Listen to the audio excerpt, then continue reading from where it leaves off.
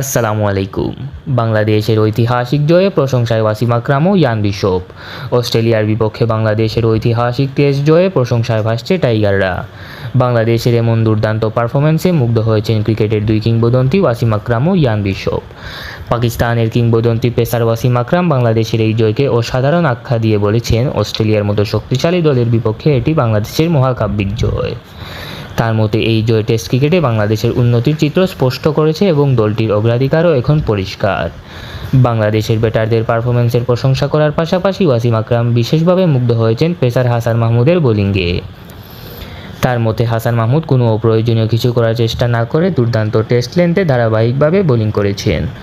অন্যদিকে ওয়েস্ট ইন্ডিজের কিংবদন্তি ধারাভাষ্যকার ইয়ান বিশপ এই জয়কে বাংলাদেশের ক্রিকেটের ও বাংলাদেশের জনগণের জন্য একটি যুগান্তকারী অর্জন হিসেবে উল্লেখ করেছেন। বিশপ মনে করেন বাংলাদেশের ক্রিকেটাররা এই সাফল্যের জন্য প্রাপ্য সম্মান ও স্বীকৃতি পাওয়ার যোগ্য। তিনি বলেন, এই জয়ে অনেকেরই অবদান রয়েছে, বিশেষ করে মেহেদী হাসান, তানজিদ সহ আরও অনেকের। তবে হাসান মাহমুদের অবদান বিশেষভাবে নজর কেড়েছে তার। অস্ট্রেলিয়ার মতো পরাশক্তির বিপক্ষে বাংলাদেশের এই ঐতিহাসিক জয় যে বিশ্বে ক্রিকেটের নজর কেড়েছে দুই কিংবদন্তির, প্রশংসায় যেন তার আরও একটি বড় প্রমাণ। ধন্যবাদ।